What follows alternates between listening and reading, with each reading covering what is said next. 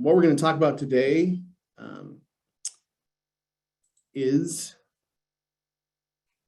inflation and interest rates, and then we'll kind of cover each individually, how they're connected, and then also, kind of talk about what happens next, and then we'll have lots of time for Q&A at the end. With doing it in this kind of format, it's a little harder to do Q&A during, but there is a way to, ask some questions in the chat if something pops up, and I'll be checking that as we go too. So let's get rolling. So we're going to start with inflation, and we're going to cover these topics with inflation. We're going to cover basically what it is, how it's measured, what's under the hood of inflation. So what are the actual details that go into it? And then what are the impacts on just everyday people? So what is inflation? The definition there is the rate of increases in price over a given period of time. Another way you can think of it is how much less will $1 today buy in the future. I tend to think of that as the more negative of the two definitions, but that's just another way to think about it. I'm going to zoom in on this chart here so we can get it a little bit more on the full screen. But you can see here, this is a chart from JP Morgan about inflation. The blue line there is the headline inflation number. And that number is just the total inflation. I'm in. The gray. Nope, I dialed in with my phone. The gray line there is core, which is less food and energy. And we usually exclude food and energy just because they're a little more volatile. And so by excluding them, we can smooth things out and not get those big swings in the inflation number. So you can see from the chart here, more or less, and especially on core, we've been below the long run historical average of inflation basically for 30 years, since the early 90s. And obviously in the last little bit, we've popped over that number. I think it's important to remember though, that these are year over year numbers. And so when you're looking at it, when you're comparing 2021 to 2020, when really not a whole lot was happening, there's going to be some swings there because we're looking year over year.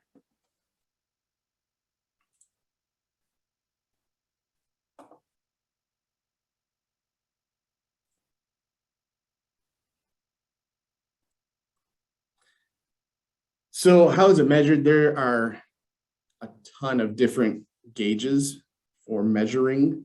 And it's kind of an alphabet soup of things. There's CPI, which is Consumer Price Index. There's PPI, which is Producer Price Index. There's PCE, which is Personal Consumption Expenditures. There are a ton of them. There's even one that the Social Security Administration uses, that they're the only ones in the world who use that inflation number, and that's how Social Security increases are calculated. There are a ton of them. For our purposes, I'm going to stick with CPI. It's the most commonly quoted. I think it makes the most sense. And since it's based on consumers, and that's what we all are, I think it just makes a lot more sense to do it that way. So what does CPI cover? You can see this whole chart here, and I thought it'd be best if we just went through line by line and got really in depth. No, I'm just kidding. We're not going to do that. What CPI does is it covers a broad range of consumer products, from food and cars all the way down to movie tickets and things that you would view as the smaller end. But it covers all of them, assigns a weighting as far as their relative importance, and then adjusts them based on how much it was a year ago compared to now. They also do some seasonal adjustments as well, but that I think gets a little too far into the weeds. So we're not going to go ahead and dig through that, but that also is something that plays into the number. I do want to show, I'm not going to go line by line, but I do want to show how the numbers are calculated, and the numbers you see, the headline numbers, how those work. So you can see the red box there is everything. That's all of the line items down below there, food, energy, everything else. The blue box is what they call core, that's without the food and energy. And you can see as we go across here that the core is about 78.5% of the total amount. So if we go across the red box here, the relative importance line totals up to 100 with all items. If you look just below there, the first line is food at home, and it says relative importance 7.722% or 7.22. That's percent of the total. So when they weight all of these factors together, that gets a 7.72% weighting among all the factors. So what they do is they provide the basket number for a year prior, a month prior, and then current. So this is the one from the end of 2021. You can see the basket for all items was 260.474 in December of 2020. By the end of December 2021, it was 278.802, which gives you a full year number of 7%. That's how that is calculated. It's the same thing for all of the boxes or all the lines down below. But I don't think we need to dig through each and every one.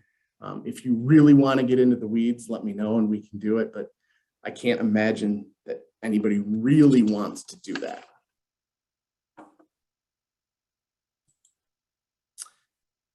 So this is a tweet from after the January inflation report, the CPI report. And the part at the top I don't think is as important as when we get into how it breaks down.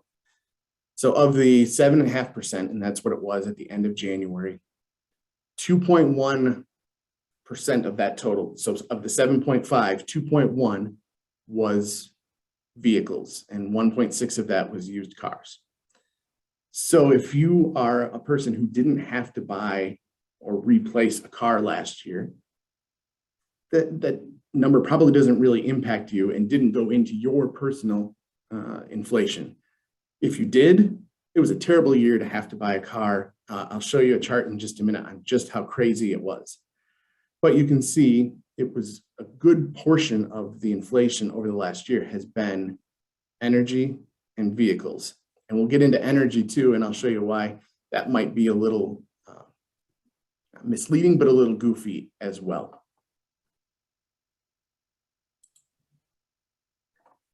And I'm going to zoom in on this chart too. Oops, not there though. To show. So these blue lines here, the dark blue lines, those are, the dark blue lines are, I forgot, the dark blue lines are motor vehicle, and the light blue lines are energy. So you can see those two making up the biggest percentage of inflation in the last year. But if you look back to early to mid 2020, you can see how much of a decrease energy was as far as the total inflation number. And that part of that is why energy looks so big as a part of inflation over the last year. And it's because it was down so much in 2020. And again, we'll get into that a little more in depth in a couple slides. So this is a chart of used car prices for 2021 and some specific vehicles. These are 3-year-old used cars. And the Wall Street Journal actually put this chart together using data from Edmunds, and you can see just how crazy some of this was. Now, we own a Dodge Grand Caravan. It is crazy to me that it might be worth that much more than it was a year ago, but we're talking almost a 70% increase in that one vehicle in average selling prices. And you can go down the list there. I mean, all of these are up more than 50% just in 1 year on a 3-year-old used vehicle, which is just mind-boggling. Now we're starting to see signs that the inflation, that the excess in selling prices on used vehicles is abating. It's starting to look like it's rolling over. We'll have to just kind of keep following the data to see if that winds up becoming a true trend. But it looks at this point like we're starting to reach that point where hopefully vehicle sales will come down a little bit and start to moderate a little bit. And obviously there's lots of reasons why sales were up where they were. Used vehicles were hard to come by because of the chips. Not so much here locally, but nationally, if you live in a big city, probably weren't real thrilled about getting on public transportation over the last couple of years. And so you'd rather pick up a used car and drive to work if you're going into the office than hopping on the subway. Another piece, though, that I think it's harder to find data on, but is I think underreported, is personal balance sheets are in much better shape. And so that's led to fewer repossessions of vehicles. So that just has reduced inventory of vehicles for sale as well.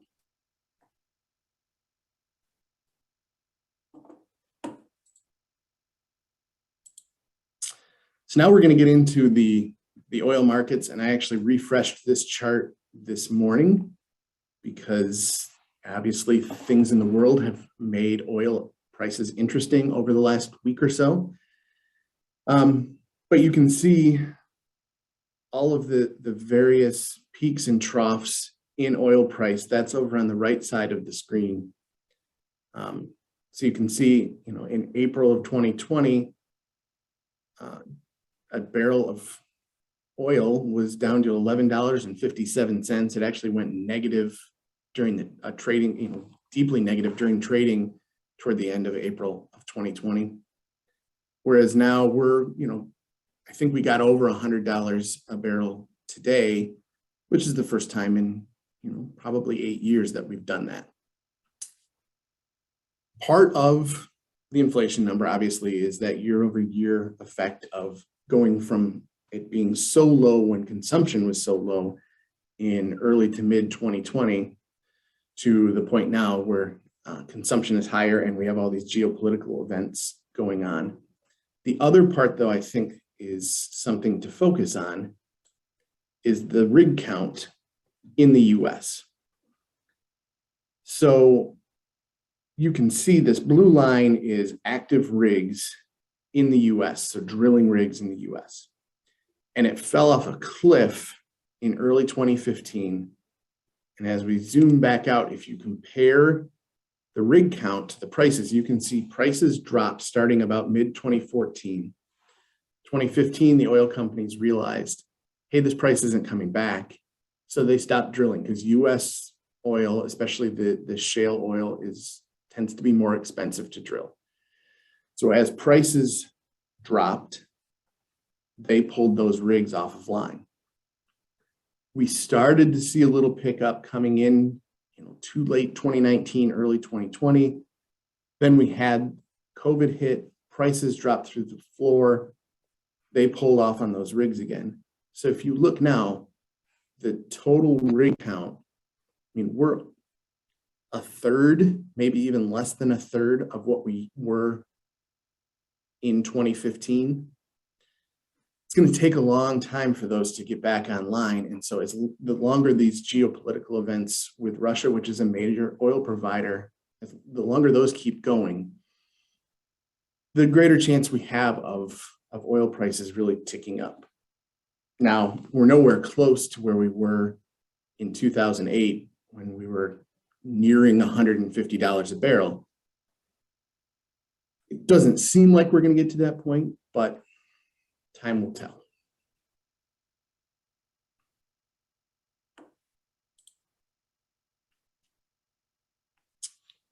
Another big factor in the inflationary environment over the last year plus has been the supply chain and just the issues going into supply chain. Again, we're starting to see some improvement here, but I want to wait a little bit longer to see if the trend actually plays out. But you can see from this chart here on the right, the left side of the chart shows delivery times, and those are getting better, they're getting faster. The right side of the chart, that shows prices for supply chain, for shipping, all of those things. And you can see that's starting to get better as well. Now, there's lots of pieces in the supply chain that have to work together to keep those trends going. Like I said, we're seeing promising signs, but we've got to see it last a little bit longer to get more to normal levels of time and pricing.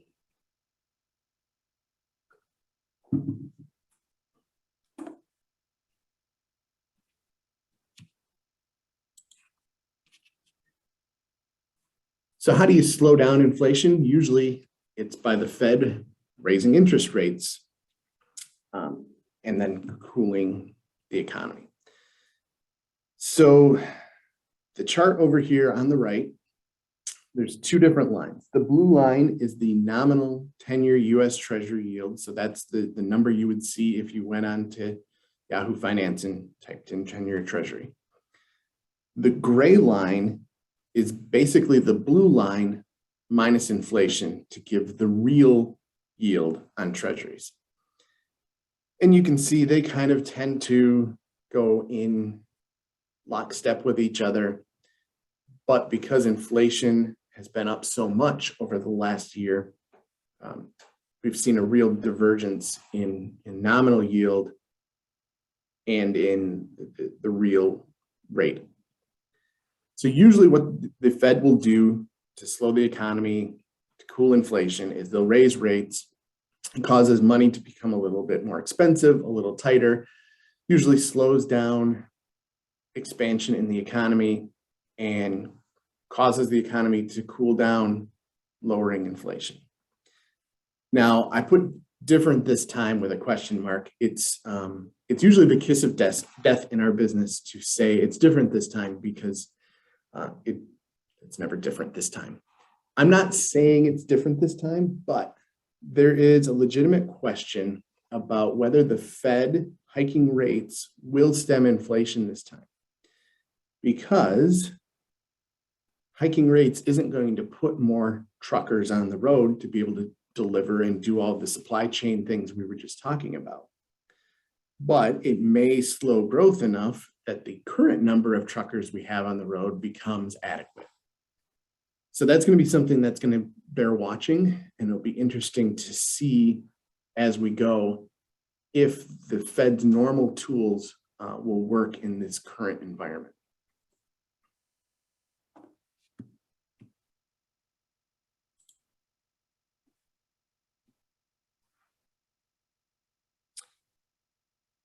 So this chart is the Fed and the Fed funds rate. And you can see most of it is just the solid gray line.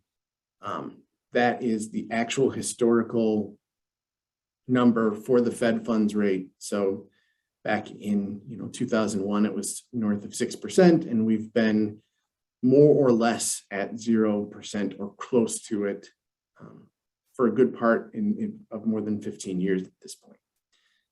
When we reach 2022, and you can see a little bit of divergence there, the green line is the market expectations of what the Fed is going to do with interest rates. The blue line is the Fed's own internal expectations. And you can see the green line has a lot more. So the market is expecting rates to go up to 2% this year. The Fed is only expecting it to go to 0.9%, so just under 1% by the end of the year. I think probably we're going to wind up somewhere in between, but it's good to see where those expectations lie. The kind of purpley point that seems to be sitting out there and floating on its own that says 2.5%, that's the Fed's long run target. They would like to have the Fed funds rate at 2.5% as a long-term average.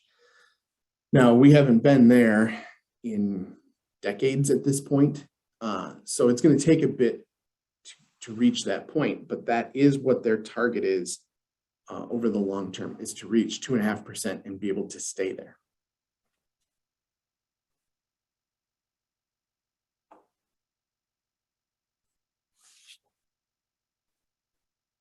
So what do rising rates, what does that mean for the stock market? And it's, generally speaking, it's a mixed bag for stocks. Rising rates are a good indicator that the economy is running well, running hot. And so that just tends to be good for companies because they're part of the economy. And so that tends to mean that things are going well and we're just going to try to cool it off a little bit, but companies are still going to be able to make money and keep things going. There is, though, a flip side of that. For higher growth stocks, which tend to be more speculative, maybe don't have revenue, maybe don't have earnings, there are formulas that are used to try to assign a value to the stock.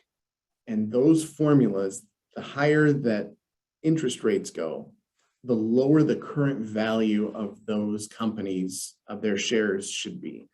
So that's why we've seen a lot of kind of the high-flying tech companies have big drawdowns in their price really since November.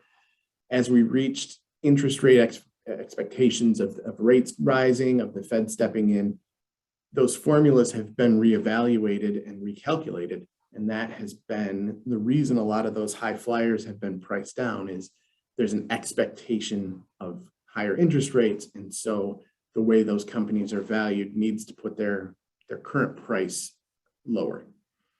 I'm not going to go into the formulas. If you want to talk about it, we can, but they're there. It's real. That is a factor in especially those high flyer kind of names. Now, if you're in fixed income, however, rising rates are not good. You can think of fixed income bonds as a teeter-totter with rates on one side and price on the other. When price goes up, rates go down. When price goes down, rates go up. Well, when rates go up, then the prices of those fixed income pieces, those bonds, should go down. Plus, if you just think of it, logically, if I have a 5% bond that's going to pay me 5% interest over time, with higher rates, that 5% is worth less in the future, is worth less to me now. And also new bonds that are issued are probably going to be issued at higher rates, and they will be therefore more desirable for investors.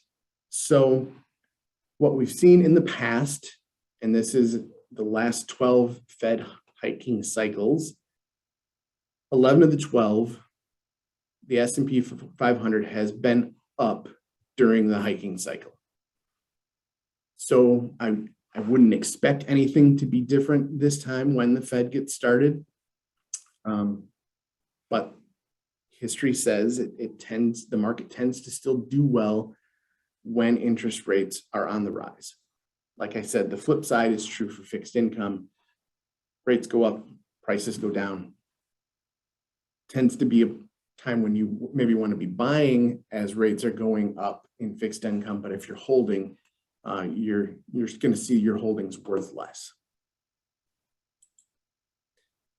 So what happens next? What do I think is going to happen? Rate hikes are going to start this year, probably in 2 weeks at their meeting in March, although with enough of the geopolitical events going on, they may have cover to not raise rates this time around. But their last meeting, they more or less said, we're going to raise rates without question. They left enough wiggle room that they wouldn't necessarily have to do it, but the full expectation is that they will start raising rates at the meeting in March. There was a concern a couple weeks ago, maybe, that they would start instead of with a quarter point, which is kind of traditional. They would jumpstart things by doing 0.5%. I never thought that was going to happen. I really don't think that's going to happen now. I think it's going to be a 0.25% move. And I think each time it's going to be a 0.25% move. And I also think they may do a few moves and then pause, try to evaluate how the interest rate moves have affected the economy, and then either continue or stop. But there's a good chance there may be a pause in there at some point just to try to evaluate and have a period of relative calm in the interest rate market to see what it's been doing to the economy as a whole. I expect inflation as we get through the year to return to more normal levels as we get to year-over-year levels. And I want to address what I'm calling the transitory confusion. So there was a lot of talk really over the last year about the Fed saying interest rate or the inflation rates were transitory. And what the Fed meant and what people interpreted it as were two very different things. The Fed didn't expect prices to go up and come back down. They expected prices to go up and kind of in a rapid pace over a short period of time and then normalize. But when they said transitory, most people were looking at it as they expect the prices to go up and then come right back down. And so that confusion, I think, and poor messaging led to confusion among investors about what the Fed is meaning, and it led to a little bit of lack of trust because what people thought the Fed was saying wasn't bearing out in the data, but from the Fed standpoint, what they were saying was bearing out in the data. So that confusion, I think, sowed some seeds of doubt, but I think we've gotten to the point where we've reached kind of the height because we're doing year-over-year numbers as far as inflation goes. When we get into April, May, June, those numbers will look like they're falling quite a bit just because we're comparing over April, May, June of 2021 when things started happening in the economy. People felt a little more free to go out and do things. Vaccines were more or less out in the world.